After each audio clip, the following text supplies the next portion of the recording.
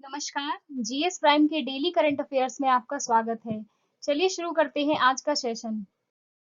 आज के सेशन का पहला प्रश्न है, हाल ही में किस बैंक ने ग्रीन एंड सस्टेनेबल सावधि जमा का अनावरण किया? इसके ऑप्शंस हैं एचडीएफसी, आईडीएफसी, आईसीआईसीआई या फिर कैनरा बैंक। इसका सही जवाब है option A, HDFC. HDFC bank ने पर्यावरण को जलवायु परिवर्तन यानी इन्वायरमेंट फ्रॉम क्लाइमेट चेंज से बचाने के लिए हरित और सतत जमा यानी ग्रीन एंड सस्टेनेबल डिपॉजिट्स शुरू करने की घोषणा की है। इन सावधि जमाओं को हरित और स्थायी आवास ऋण समाधान और सेवाओं के वित्त पोषण के लिए निर्देशित किया जाएगा। दूसरा प्रश्न है, हाल ही में द ड्रीम ऑफ रिवॉल्यूशन किनकी जीवनी पर लिखी गई किताब है? इसके ऑप्शंस हैं जयप्रकाश नारायण, मुंशी प्रेमचंद, महात्मा गांधी या फिर बीवी गिरी। इसका सही जवाब है ऑप्शन ए, जयप्रकाश नारायण। नेता और स्वतंत्रता कार्यकर्ता जयप्रकाश नारायण की एक नई जीवनी 23 अगस्त को प्रकाशक पेंगुइन रैंडम हाउस इंडिया पर प्रदर्शित होगी। पुस्तक the dream of revolution a biography of Jayaprakash Narayan उस व्यक्ति के जीवन से उपाख्यानों और पहले कभी नहीं बताई गई कहानियों को साझा करती है, जो परिवर्तनकारी राजनीति यानी ट्रांसफॉर्मेटिव पॉलिटिक्स के लिए भावनात्मक भूख, शक्ति और इंक्यूबेटिंग क्रांतिकारी विचारों के लिए जाने जाते थे। तीसरा प्रश्न है, उत्तराखंड की महिला एवं बाल विकास की ब्रांड एम्बेसडर बनी वंदना कटारिया किस खेल से संबंधित हैं? इसके ऑप्शंस हैं क्रिकेट, हॉकी, फुटबॉल या फिर गोल्फ। इसका सही जवाब है ऑप्शन बी, हॉकी। उत्तराखंड के मुख्यमंत्री पुष्कर सिंह धामी ने घोषणा की है कि भारतीय महिला हॉकी टीम की खिलाड़ी वंदना कटारिया राज्य के महिला अधिकारिता और बाल विकास विभाग यानी department of women empowerment and child development की ब्रांड एम्बेसडर होंगी। यह घोषणा तीलू रौतेली पुरस्कार और आंगनबाड़ी कार्यकर्ता पुरस्कार के विजेताओं को सम्मानित करने के लिए आयोजित एक कार्यक्रम में हुई। चौथा प्रश्न है, हाल ही में किसने नवाचार एवं विकास केंद्र की आधारशिला रखी? इसके ऑप्शंस हैं नरेंद्र मोदी, वेंकैया नायडू, अमित शाह या फिर राजनाथ सिंह। इसका सही जवाब है ऑप्शन बी, वेंकैया नायडू। भारत के उपराष्ट्रपति एम वेंकैया नायडू ने Jawaharlal Nehru centre for advanced scientific research यानी JNCASR बेंगलुरु के नवाचार और विकास केंद्र यानी इनोवेशन एंड डेवलपमेंट सेंटर की आधारशिला रखी।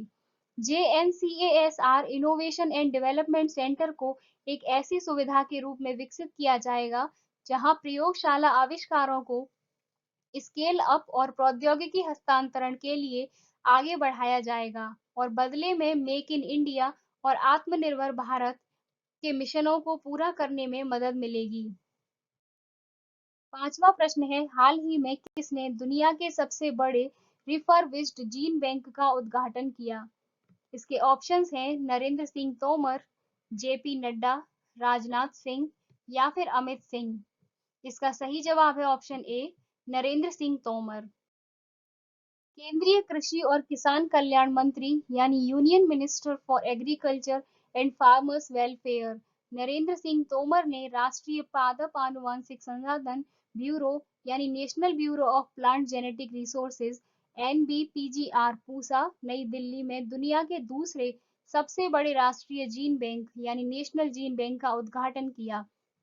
Refurbished state of the art national gene bank 0 से 20 डिग्री सेल्सियस तापमान में वर्षों तक बीजों की विरासत को सुरक्षित रखने के लिए जमप्लाज की सुविधा प्रदान करता है।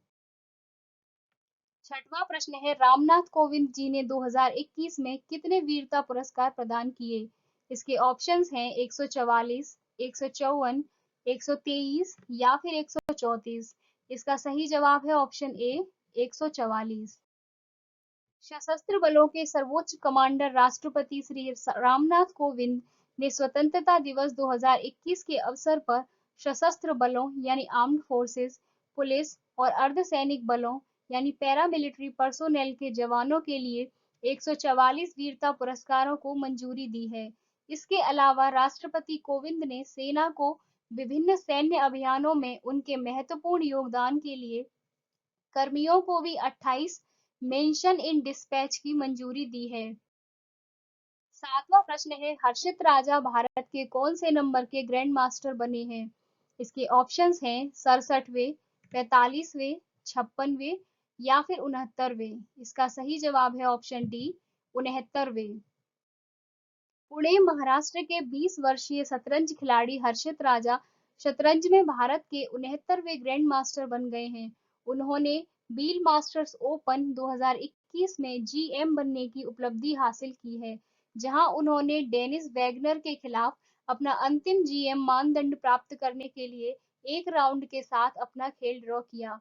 विश्व शतरंज संगठन यानी फाइड द्वारा शतरंज खिलाड़ियों को ग्रैंड मास्टर यानी जीएम की उपाधि से सम्मानित किया जाता है और यह सर्वोच्च खिताब है जिसे एक शतरंज खिलाड़ी प्राप्त कर सकता है। 8वां प्रश्न है, हाल ही में भारत के सभी हिस्सों को जोड़ने के लिए कितनी वंदे भारत ट्रेन चलाई गई?